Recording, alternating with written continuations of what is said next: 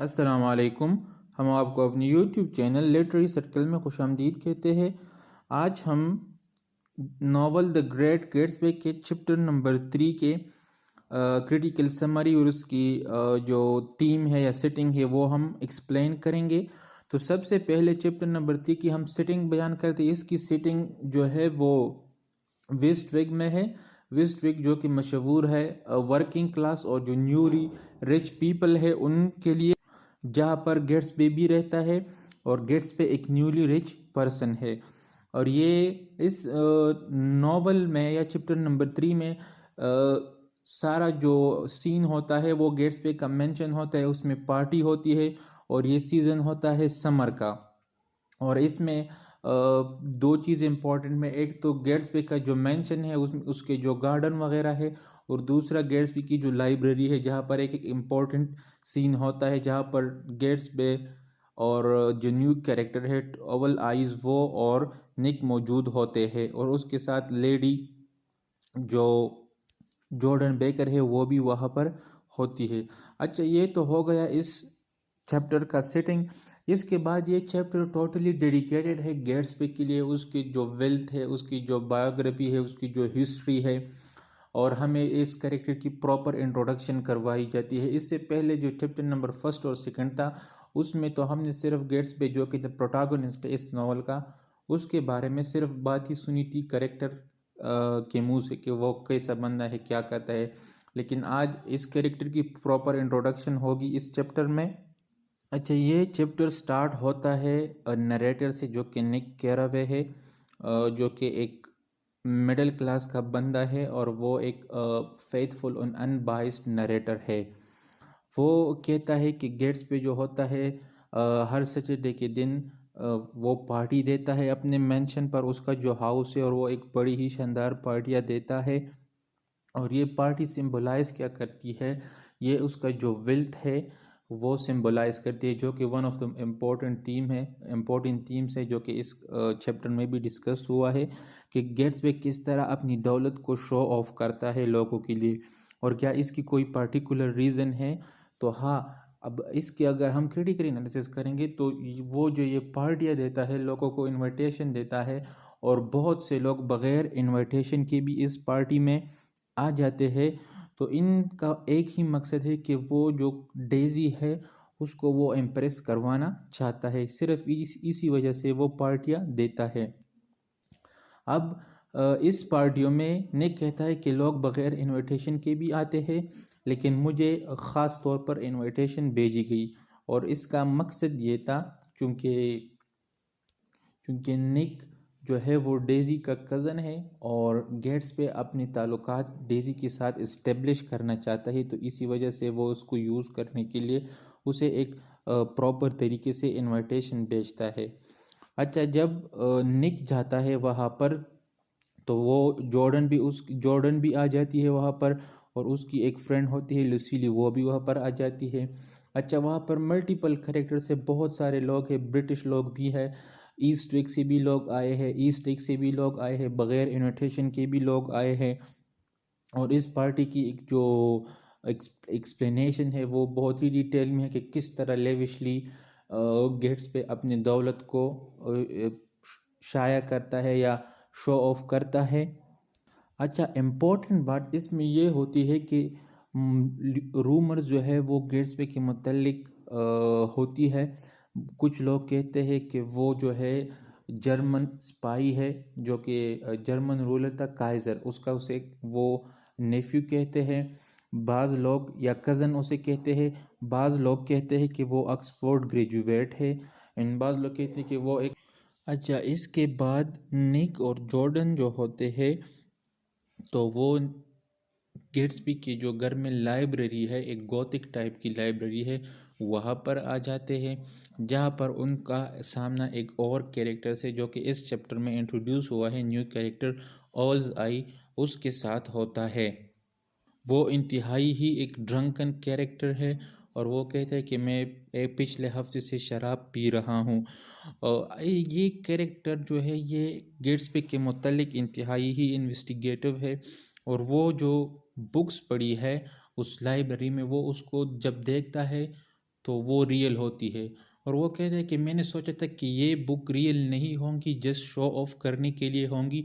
तो यहाँ पर हम ये देख सकते हैं कि किस तरह 1920s में जो लोग थे वो अपनी इंटरनल जो करप्शन है, जो मॉरल डिके है, उसको छुपाने के लिए ज़ाहरी तौर पर ये बुक्स वगैरह, लाइब्रेरिया वगैरह ये चीज़ें कायम अपने घरों में रखते थे, ताकि इनकी जो इंटरनल डिके है, मॉरल डिके है या करप्शन है, वो बच जा सके। अच्छा, इसके बाद ये लोग वापस आ जाते हैं और पार्टी में जब ये लोग बातें करते हैं, निक और जॉर्डन, तो इनके साथ गेट्सबे भी होता है। वो इनसे बातें करते हैं, लेकिन गेट्सबे, इनको पता नहीं होता निक को कि ये गेट्सबे कौन है। फिर गेट्सबे उसे बताता है कि आई एम द गेट्सबे। फिर निक उसके कैरेक्टर के मुतालिक, उसका कैरेक्टर जो है, उसकी पर्सनैलिटी है, उसको एक्सप्लेन करता है कि वो कैसी कैरिज्मेटिक पर्सनैलिटी है, कि इन्फ्लुएंशियल, उसके स्माइलिंग जो है, उन सब को वो बयान करता है।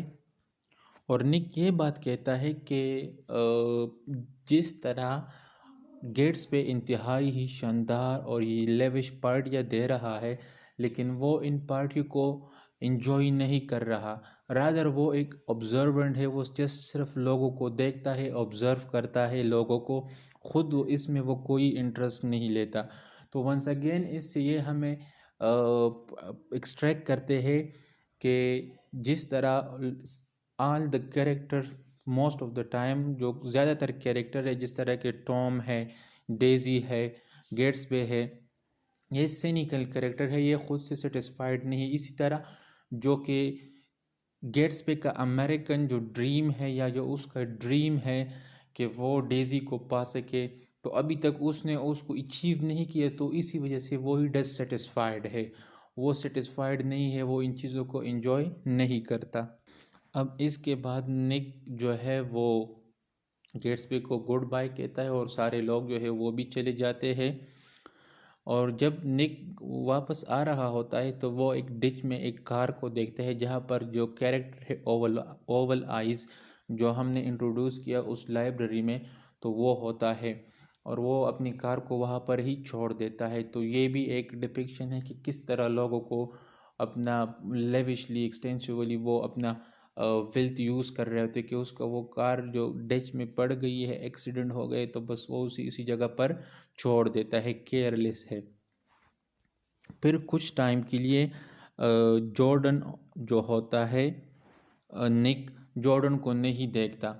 जॉर्डन भी अपनी काम में मसरूफ़ होती है और निक भी अपनी काम में मसरूफ़ होता है, और हमको ये पता चलता है कि निक कहता है कि जॉर्डन जो है वो एक डिसऑनेस्ट, एक लायर कैरेक्टर है, उसको पता होता है, लेकिन फिर भी वो उसके साथ उसको अट्रैक्ट कर जाता है, और वो उसके साथ मुख्तलिफ़ जगहों पर जाता है। और निक कहता है कि जॉर्डन इज़ इनक्रेडिबली डिसऑनेस्ट। और आखिर में वो चैप्टर एंड करता है और कहते हैं कि I am one of the fewest honest people that I have ever known. क्योंकि अब इस लाइन का एक इंतहाई ही डीप इम्पैक्ट है इस चैप्टर में। वो कहते हैं कि उसके सराउंडिंग या उसके इन्वायरमेंट में जो लोग हैं, उसमें कोई भी उसे ऑनेस्ट नहीं लगता, या तो वो मॉरली करप्ट है, या उनकी जो वेल्थ है वो उसको अच्छी तरह, मतलब एक लीगल तरीके से उन्होंने या इसे ऑक्युपाई किया, या इलीगल तरीके से, या जो रिलेशन है वो भी इंतहाई ही डिसऑनेस्ट है, और लोग एक दूसरे को धोखा देते, तो इसी वजह से वो कहता है। अब इस चैप्टर में हमें जो थीम नज़र आते, तो वो मेजर जो थीम है वो है लोनलीनेस का, कि किस तरह, मतलब gets be surrounded by many people, लेकिन वो एक ऑब्जर्वेंट ही रहता है। उसकी लोनलीनेस जो ख़त्म होगी तो वो सिर्फ डेजी के साथ ही ख़त्म होगी, जो कि अभी तक गेट्स बे के साथ नहीं मिली है। एंड अपेयरेंस वर्सेस रियलिटी, अब अपेयरेंस वर्सेस रियलिटी का मतलब ये है कि जिस तरह गेट्स बे अपने आप को इंतहाई ही शरीफ शो करना चाहता है और जेनरस शो करना चाहता है, और अपना स्टाइल या जो लेविशिंग या जो वो इंतहाई ही लेविश पार्टियाँ देता है, उससे अपने आप को वो एक अपर क्लास का बंद शो करवाना चाहता है। बट इनर साइड, उसका जो इनर करप्शन है, वो हमें नज़र आता है कि इसका जो वेल्थ है, ये हमें पता नहीं होता कि या वो उसने लीगली हासिल किया है या इलीगल उसने हासिल किया है। और फिर अगर वो रिच भी है तो लोग उसे न्यू रिच कहते हैं, उसे एरिस्टोक्रेटिक रिच, या जो ईस्ट विक पर जो लोग रहते हैं वो नहीं, उसे कंसिडर नहीं किया जाता। और इसी वजह से उसे बहुत ही स्ट्रगल करना पड़ती है कि क्योंकि वो अपने आप को इस अपर क्लास में या एरिस्टोक्रेटिक क्लास में इंक्लूड कर सके।